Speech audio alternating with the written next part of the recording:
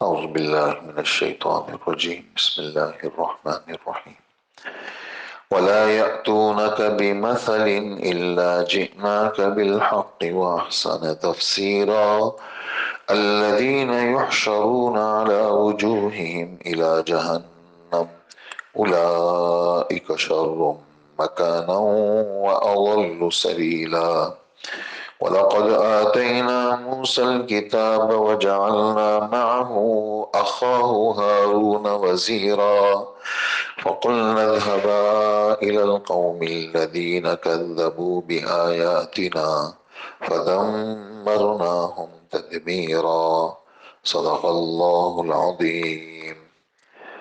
آیت نمبر 33، 34، 35 اور 36 ان کی تلاوت ہوئی ہے آپ کے سامنے، اور اللہ کے رسول صلی اللہ علیہ وسلم پر قرآن پاک جو نازل ہوا ہے یہ آپ کی دل کی مضبوطی کے لیے اور مختلف قسم کے واقعات سے آپ کے دل کو مضبوط کرنا اور اللہ کا ساتھ ہونا پچھلی آیت میں آپ حضرات نے سنا۔ اس آیت میں اسی تقویت قلب کا ذکر ہے، اور جیسے اس قرآن پاک نے حضرت محمد صلی اللہ علیہ وسلم کے دل کو مضبوط کیا تو بعد میں قیامت تک آنے والے جتنے لوگ ہیں سب کے دل اس قرآن پاک کی برکت سے مضبوط ہوں گے۔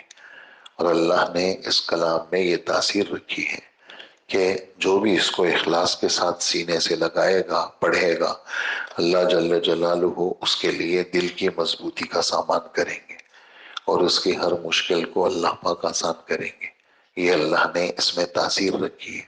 بڑے مشکل سے مشکل حالات سے کوئی گزر رہا ہو اور قرآن پاک کو اپنے سینے سے لگائے، اللہ جل جلالہ اس کے سارے کام بنتے ہیں اور کوئی بھی کام اس کا اٹکتا نہیں ہے۔ بس یقین ہو اس کے اندر کہ بس مجھے اس کلام سے جو کچھ ملے گا دنیا اور آخرت کا مجھے اسی سے ملے گا۔ اس سے بڑا کوئی وظیفہ نہیں ہے، اس سے بڑی کوئی طاقت نہیں ہے۔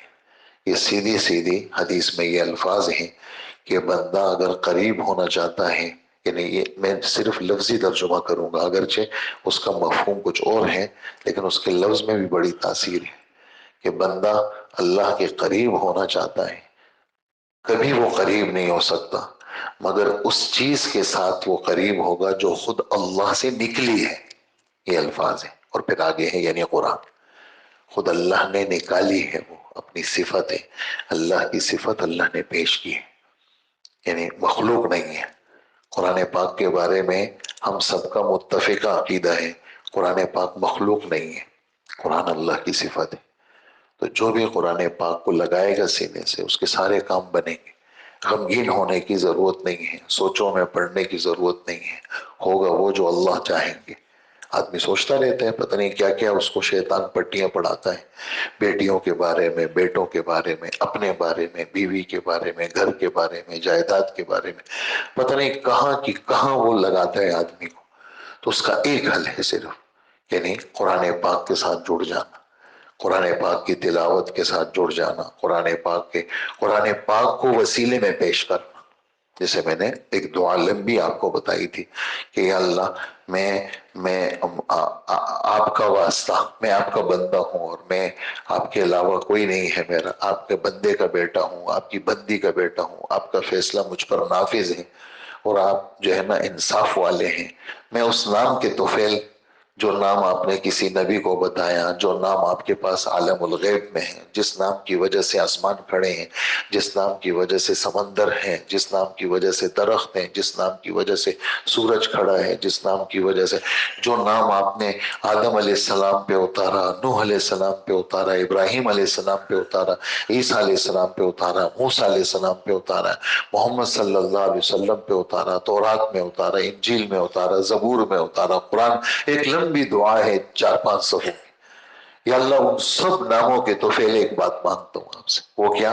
قرآن پاک کو میرے دل کا بہار بنا، قرآن پاک کو میرے غموں کے دور کرنے کا سبب بنا، میری بے قراریوں کے دور، یعنی قرآن پاک کو وسیلے میں پیش کرنا، قرآن پاک کو سینے سے لگانا، قرآن پاک کی تلاوت کرنا، قرآن پاک، بس قرآن پاک سب کچھ ہے۔ قرآن پاک سب کچھ ہے، اسی میں نماز ہے، اسی میں توحید ہے، اسی کے اندر رسالت ہے، اسی میں آخرت ہے، اسی میں جنت ہے، اس میں سب کچھ اللہ جل جلالہ نے رکھا ہے.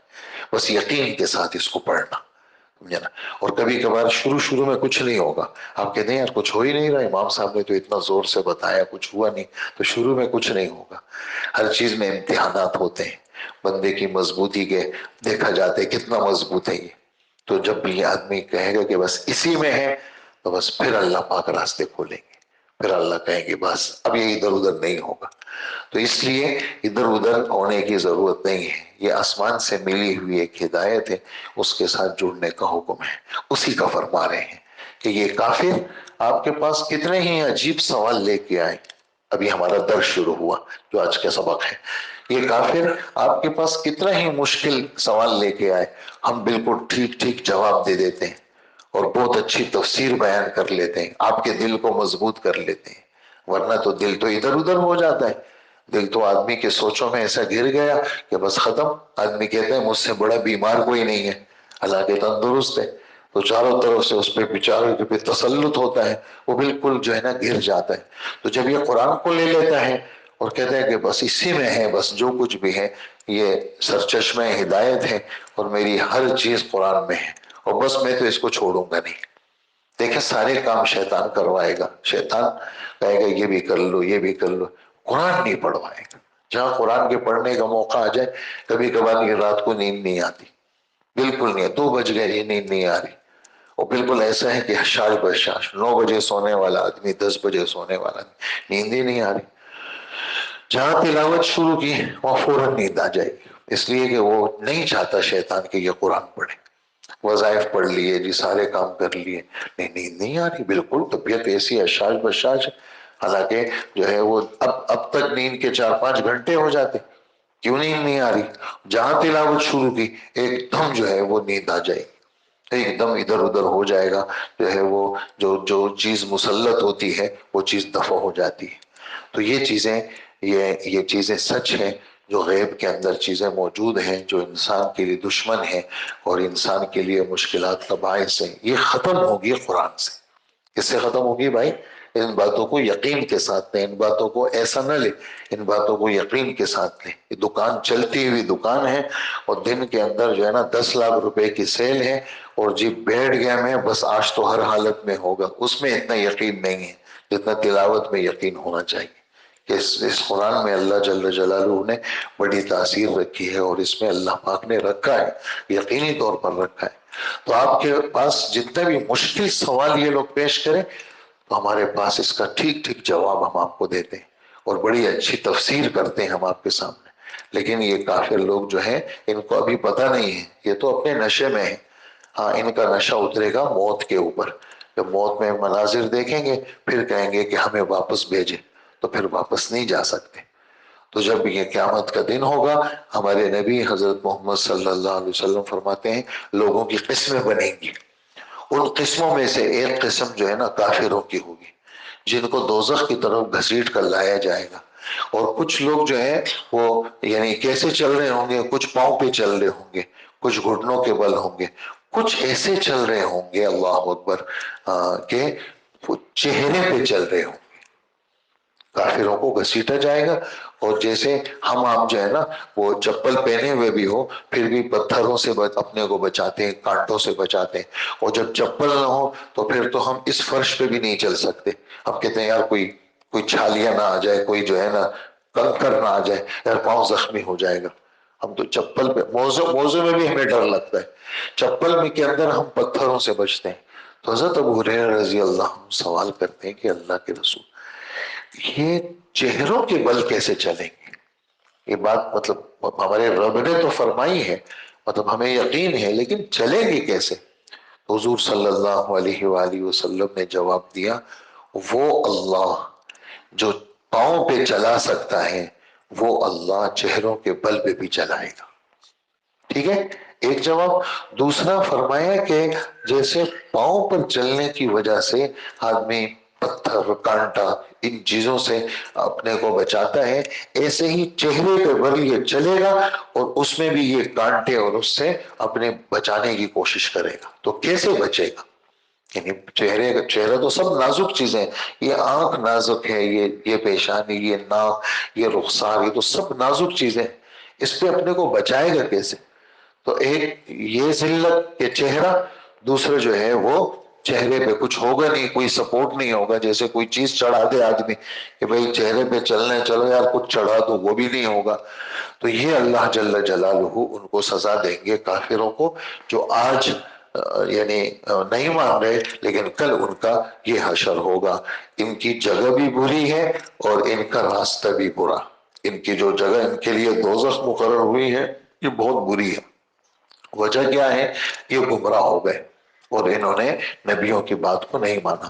پھر ہمارے نبی کی تقویت کے لیے اور قیامت تک کے مسلمانوں کے لیے یہ والی بات کہ زمانے ماضی میں کچھ بدبخت ایسے ہوئے تھے جن بدبختوں نے رسالت کا انکار کیا، جن بدبختوں نے آخرت کا انکار کیا، ان کو ہم نے کیا سزا دی؟ اس میں سے سر فہرست حضرت موسیٰ علیہ السلام کا قصہ بیان کر رہے ہیں مختصر سا، کہ ہم نے حضرت موسیٰ علیہ السلام کو تورات کی کتاب دی، ہم نے حضرت ہارون علیہ السلام کو ان کا مددگار بنایا، اور ہم نے ان کو ایسی قوم کے پاس بھیجا جنہوں نے ہماری آیتوں کا انکار کیا۔ تو اس میں چھوٹا سا ایک سوال پیش کیا ہے مفسرین نے کہ جب تورات بعد میں ملی اور دعوت پہلے ہوئی، تو جب تورات ہی نہیں تھی تو ہماری آیتوں کے جھٹلانے کا مطلب کیا ہے؟ تو اس سوال کا جواب یہ ہے کہ تورات سے پہلے اللہ پاک نے حضرت موسیٰ علیہ السلام کو معجزات دیے تھے، معجزات دیے تھے۔ کس کا معجزہ تھا؟ وہ ہاتھ کا معجزہ تھا، بغل میں ہاتھ ڈالتے تھے، اس کا انکار کیا۔ سانپ کا معجزہ تھا، اس کو جادو کہا انہوں نے، اور بہت سارے معجزات حضرت موسیٰ علیہ السلام کو ملے تھے، اس کے انکار سے ان کو تعبیر کیا۔ اور پھر جب تورات آئی تو جب وہ پہلے سے منکر تھے تو بعد کی چیزوں کے بھی منکر ہو گئے، تو ہم نے کیا کیا؟ ان کو نیست و نابود کیا۔ نیست و نابود کیا یعنی سمندر میں ہم نے ان کو غرق کر دیا، اور اسی سے حضرت موسیٰ علیہ السلام اور ان کی قوم کو ہم نے پار کیا۔ تو اے نبی محمد صلی اللہ علیہ وسلم، اپنے دل کو مضبوط رکھیں، جو آپ کی مانیں گے وہ کامیاب ہوں گے، جو آپ کی نہیں مانیں گے وہ ناکام ہوں گے۔ اس پر ہمارا آج کا درس ختم ہوتا ہے۔ اللہ جل جلالہ ہمیں عمل کی توفیق عطا فرمائے۔ وَلَا يَأْتُونَكَ بِمَثَلٍ إِلَّا جِئْنَاكَ بِالْحَقِّ۔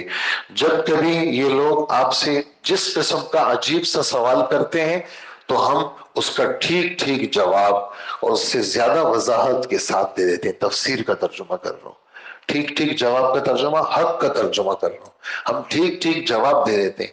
احسن تفسیر، احسن مانے خوبصورت، اور تفسیر مانے وضاحت، تفسیر مانے وضاحت، احسن مانے خوبصورت، بڑی خوبصورت وضاحت ہم آپ کے سامنے کر دیتے ہیں۔ جن لوگوں کو گھیر کر منہ کے بل دوزخ کی طرف لے جایا جائے گا، یحشرون علی وجوہہم، منہ کے بل ان کو دوزخ کی طرف لے جایا جائے گا، وہ بدترین مقام پر ہیں، اور ان کا راستہ بڑا بدترین گمراہ راستہ ہے۔ اضل بڑا بدترین گمراہ، اور سبیلا بڑا راستہ گمراہ راستہ ہے۔ بے شک ہم نے حضرت موسیٰ علیہ السلام کو کتاب دی تھی، اور ان کے ساتھ ان کے بھائی ہارون کو مددگار بھیجا تھا۔ تفصیل سورہ طٰہٰ میں آپ حضرات پڑھ چکے ہیں، دوسرے رکوع کے اندر پورا قصہ حضرت موسیٰ علیہ السلام، ہارون علیہ السلام، فرعون، اور یہ سارا قصہ سورہ طٰہٰ میں ہم پڑھ چکے ہیں۔ اور ان کے ساتھ ان کے بھائی ہارون کو مددگار کے طور پر بھیجا تھا، تو ہم نے کہا تھا تم دونوں ان لوگوں کے پاس جاؤ جنہوں نے ہماری نشانیوں کو جھٹلایا۔ تو آیات کا لفظ ہے، تو آیات کو جھٹلایا، ابھی تو آیات ہیں نہیں تو کس کو جھٹلایا؟ تو کہا کہ انہوں نے یعنی انبیاء سابقین کی جتنی باتیں تھیں، انبیاء سابقین کی جو باتیں تھیں ان باتوں کو، یعنی نبی تو وہی باتیں پیش کرتے ہیں، تو اس شخص نے خدائی کا دعویٰ کیا اور پچھلی تمام چیزوں کو اس شخص نے یعنی فرعون نے اور فرعون کی قوم نے اس کو جھٹلایا تھا۔ فَدَمَّرْنَاهُمْ تَدْمِيرًا، ہم نے ان کو تباہ کر دیا، نیست و نابود کر دیا، نشانات ہی مٹ گئے۔ تو اللہ جل جلالہ یہ باتیں بتا کر کے حضرت محمد مصطفیٰ صلی اللہ علیہ وسلم کی تقویت قلب کا سامان کر رہے ہیں، اور پھر آگے دو تین اور پیغمبروں کا قصہ مختصر اس صورت میں بیان کریں گے۔ اللہ پاک عمل کی توفیق عطا فرمائے۔ الحمدللہ رب العالمین۔